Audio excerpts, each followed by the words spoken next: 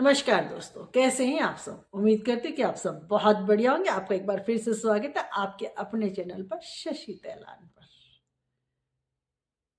आज मैं आपसे एक बात शेयर करना चाहती हूँ। आपके मन में बहुत दिनों से जिज्ञासा होगी कि शशि जी कहाँ कैसे गई, क्यों गई और कहाँ गई। क्योंकि मैं व्लॉग बनाती हूँ, तो आप दिल्ली के व्लॉग भी देखें, आपने हरियाणा के व्लॉग भी देखें और अब आप ऑस्ट्रेलिया के व्लॉग देख रहे होंगे। तो ऑस्ट्रेलिया में कैसे आई। ऑस्ट्रेलिया में टूरिस्ट वीज़ा पे आई, जिसका नाम है सब क्लास वीज़ा 600। ये टूरिस्ट वीज़ा होता है और ये विजिटर वीज़ा होता है। इसको लगाने के लिए क्या होता है, या तो हम घूमने के पर्पज़ से जाते हैं, किसी मतलब जैसे मान लो मैं किसी ग्रुप के साथ जा रही हूँ, मैं अकेले जा रही हूँ, तो इसके लिए हमें होटल का वो देना पड़ता है और हमारे अकाउंट में इनफ अमाउंट होना चाहिए। यानी बहुत सारे पैसे हमारे अकाउंट में होना चाहिए ताकि हम यहाँ पे आके उस खर्चे को अफोर्ड कर पाए। ये होता है घूमने के पर्पज से, जैसे हफ्ता 10 दिन 15 दिन 20 दिन 1 महीना, जैसे हम टूर करने के लिए कहीं जाते हैं, तो वो हुआ वीज़ा दूसरा। लेकिन वीज़ा यही होता है। एक होता है कि अपने बच्चों के पास आने वाला वीज़ा, बच्चे हमें बुला रहे हैं।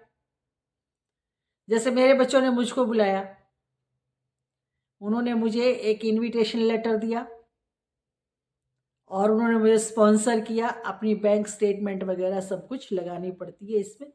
मतलब मुझे नहीं लगानी पड़ी, मेरे बच्चों को क्या क्या पेपर लगाने पड़े मुझे ये भी नहीं पता, मैंने पूछा भी नहीं आज तक। और इसमें जब हम वीज़ा के लिए अप्लाई करते हैं, तो वो हमसे मांगते हैं पासपोर्ट, आधार कार्ड और बैंक स्टेटमेंट।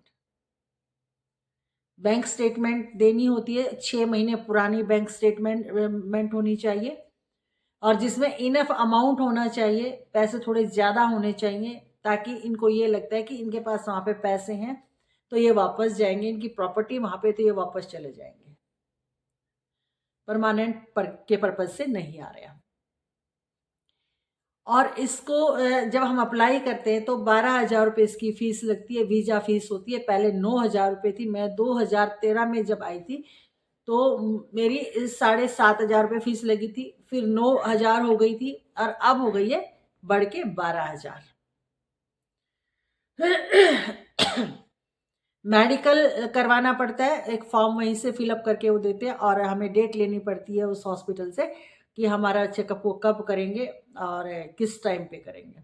वो हमें डेट दे देते हैं, अपॉइंटमेंट दे देते हैं कि भाई आप फला तारीख को फलाने इतने बजे आप आ जाओ। तो हम लोग वहाँ जाते हैं। वहाँ पे हमारा एक नॉर्मल चेकअप होता है, जैसे ब्लड ग्रुप, बीपी वगैरह जो हो जाता है, ब्लड प्रेशर वगैरह का चेकअप होता है। थोड़ा सा डॉक्टर पूछते हैं, हमारे से नॉलेज लेते हैं, हमारी हाइट और मतलब वेट चेक होता है वहाँ पे।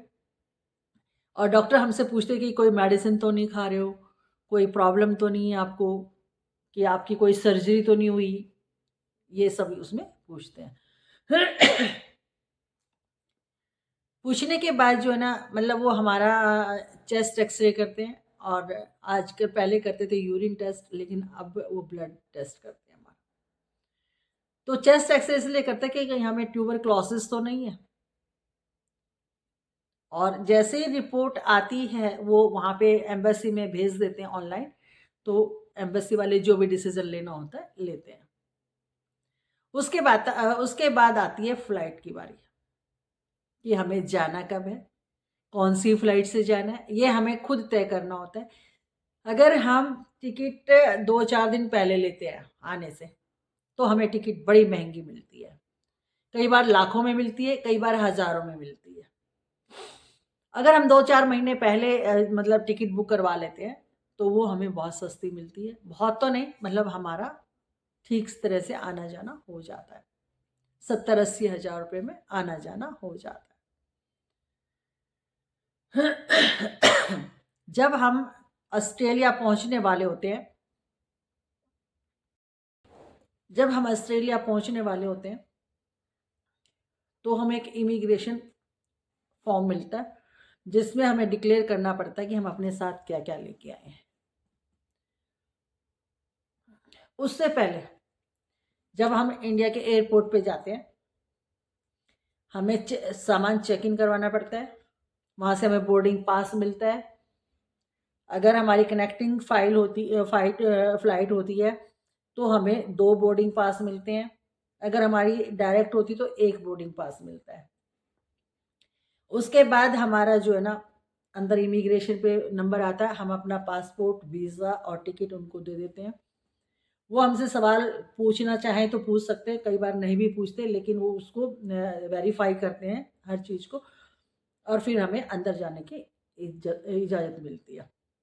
अंदर से फिर हमारा अंदर जाना होता है और हमारे गेट पे, जहाँ पे हमारी फ्लाइट का वो होता है, कौन से गेट से हमें बैठना, हमें वहाँ जाना होता है।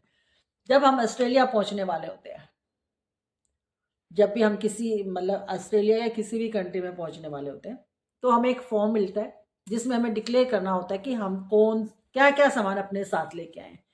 कोई मेडिसिन लेके आए हैं, कोई खाने का सामान लेके आए हैं, कुछ पैसे लेके आए हैं, या कोई मीट या कोई सी फूड।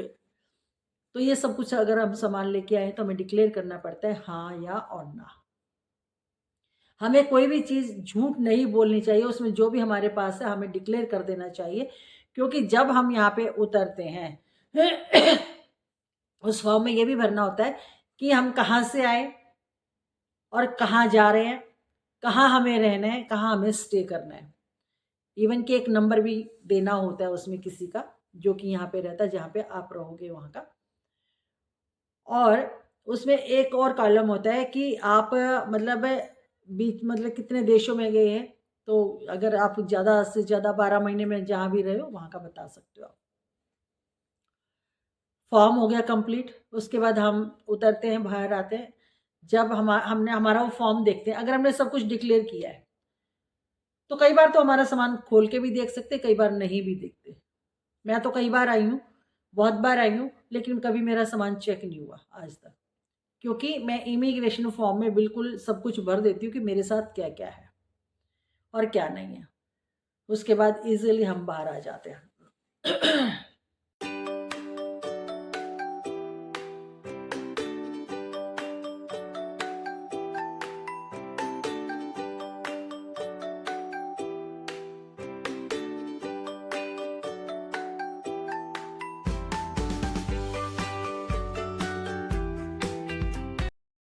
आज मैं आपसे एक बात और बताऊंगी जो अभी अभी रिसेंटली मतलब हुई है।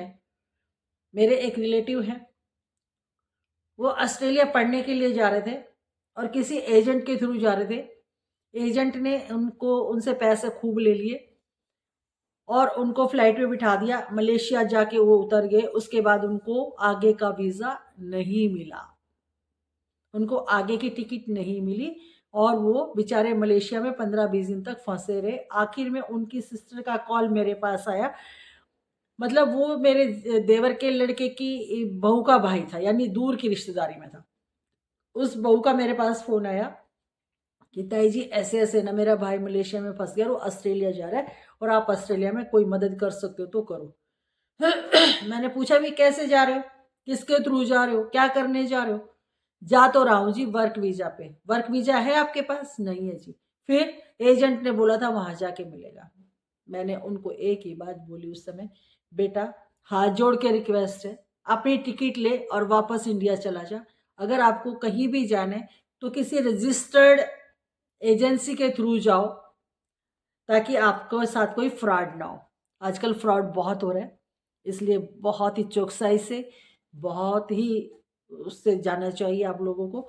और कभी भी किसी के चक्कर में मत फंसो, आप एजेंसी के थ्रू जाओ, जो भी रजिस्टर्ड एजेंसियां उनके थ्रू जाओ। मैं और भी बहुत कुछ बताना चाहती हूँ, लेकिन इससे आगे अब अगली वीडियो में आपके साथ शेयर करूंगी। अगर आपको मेरी ये वीडियो कुछ भी थोड़ा बहुत भी ज्ञान दे पाए तो मैं बहुत ही आभारी रहूंगी और मैं बहुत खुश होंगी कि कुछ बच्चों को इससे कुछ सीख मिली है कि हमें कैसे जाना है और कैसे नहीं जाना। कल मैं बताऊंगी यहाँ के कल्चर के बारे में, वीज़ाज के बारे में बताऊंगी कल मैं, यहाँ पे कौन कौन से वीज़ा के थ्रू आप आ सकते हो।